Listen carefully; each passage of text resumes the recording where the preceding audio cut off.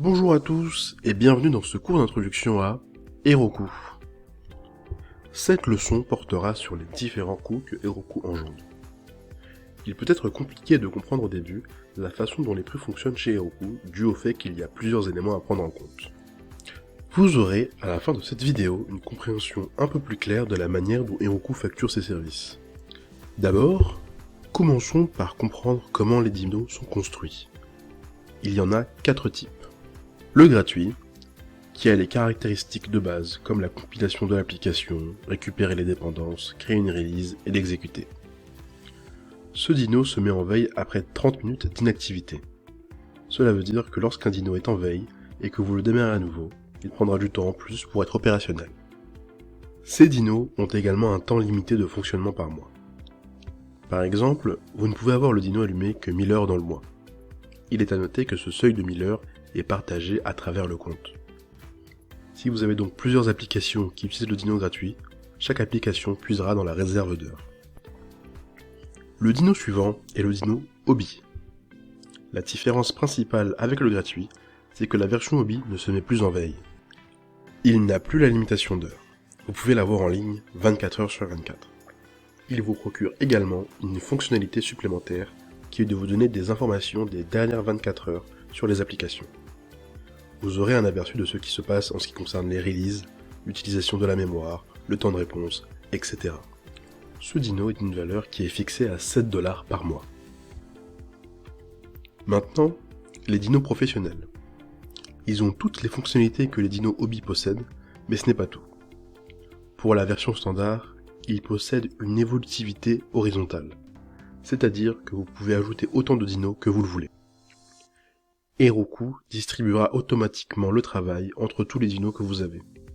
En d'autres termes, Heroku équilibre toutes les requêtes et les divise entre tous les dinos pour qu'il n'y ait aucun dino avec trop de travail ou d'autres dinos qui ne font rien. Les dinos auront à peu près tous la même charge de travail. L'une des autres fonctionnalités est une alerte de seuil atteint. Disons que vos dinos consomment un haut pourcentage de mémoire et qu'ils seront bientôt à court. Cela peut être un problème. Vous pourrez résoudre celui-ci en mettant en place des alertes, ce qui vous permettra de recevoir des emails lorsque ces alertes s'enclenchent. Ensuite, nous avons la fonction Preboot. Elle ne marche que lorsque vous avez plus d'un dino professionnel travaillant. Il est important de comprendre que, à chaque nouvelle release, il y aura toujours un temps d'arrêt pour l'application, en général moins d'1 minute. 7 minutes est le temps nécessaire à Heroku pour préparer la nouvelle release. Avec Preboot, vous pouvez éviter ce temps d'arrêt.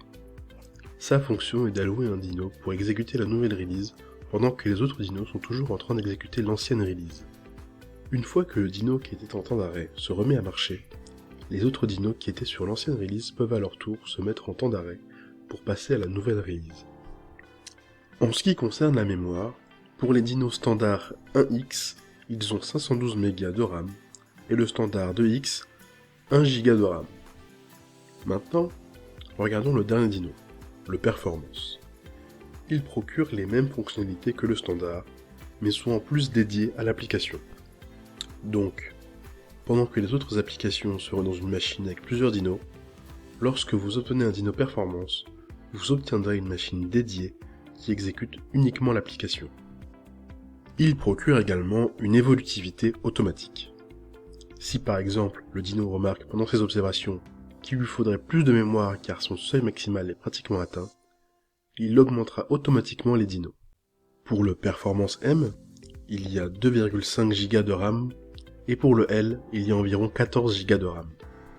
Il est à noter que vous pouvez avoir autant de dinos professionnels que besoin. Maintenant, le coût des dinos ici est un peu plus compliqué. Il est en majeure partie en relation avec l'utilisation des dinos par l'application. Mais il peut aller d'un minimum de 25 $ à un maximum de 500 $ par dino, par mois. La prochaine chose sur la liste des coûts sont les add-ons.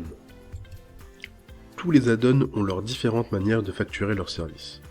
Je ne vais donc pas parler de tous les add-ons car impossible de tout expliquer, en plus de ne rien vous apporter. Je vais donc me concentrer sur le coût basique de Postgres, étant donné qu'il est l'un des add-ons les plus utilisés et facile à expliquer. Avec une version gratuite, vous pouvez avoir jusqu'à 10 000 lignes. Si vous dépassez cette limite, Heroku ne vous laissera pas écrire plus dans cette base de données. Lorsque vous passez à la version basique, donc le premier seuil payant coûtant 9 $ par mois, la limite passe à 10 millions de lignes. Il y a d'autres différences comme les capacités pour les backups, etc. L'on ne va pas rentrer plus profondément dans les détails pour des raisons implicites. Le prochain élément impactant le coût sont les teams ou équipes. Comme dit dans un cours précédent, Heroku donne l'option de créer une équipe, option qui permet d'avoir un meilleur contrôle en ce qui concerne les permissions d'application et d'utilisateur. Heroku facture 10 $ par mois si votre équipe comporte plus de 5 membres. S'il y en a 5 ou moins, l'option est gratuite.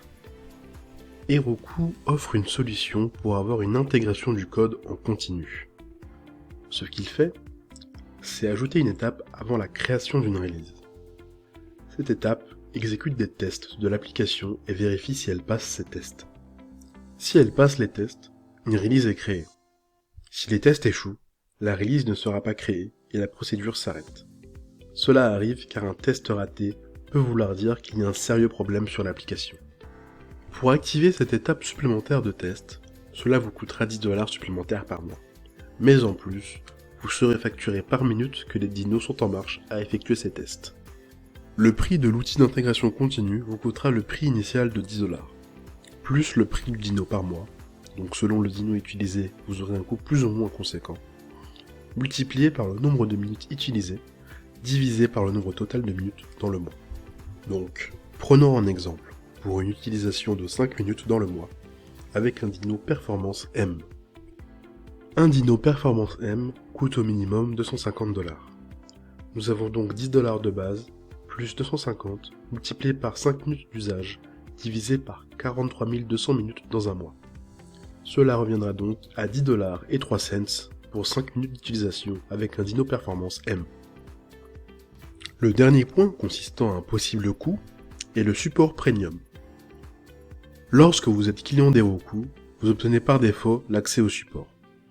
Néanmoins, si vous avez besoin d'un support 24 h sur 24, 7 jours sur 7, ainsi que de réponses sous 1 heure, vous pourriez considérer le support premium. Le prix ici n'est pas réellement mis à disposition car il dépendra de la taille de votre application et vous devrez passer par l'équipe commerciale de Heroku. La seule information est que le prix du service commence à 1000 $ par mois. Voilà tout pour cette vidéo, je vous dis à bientôt pour la prochaine.